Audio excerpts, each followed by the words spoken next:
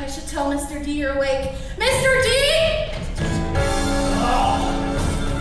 Oh, you're alive! I suppose that's good news for you, but it means a lot more paperwork for me, so don't expect me to be happy to see you. Of course, being alive is temporary. So, maybe if I go make pinochle for a few hours, things might improve. For me, not for you, you'd be dead. Where am I?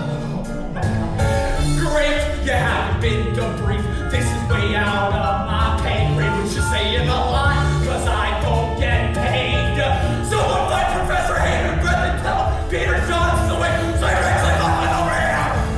Oh, it's actually Percy Jackson. Whatever! Just another terrible day at Camp Half Blood, where everything's the worst. Just another terrible day. I'm the god of wine and I'm dying of thirst. Sorry, did you just say that you're a god? Dionysus, god of wine. Yeah, the gods are real.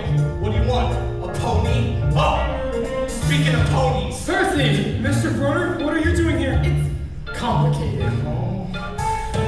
Oh kid, you have no idea about this place or your former mentor. I don't have time to fill you in on the details, but look, he's also a centaur god.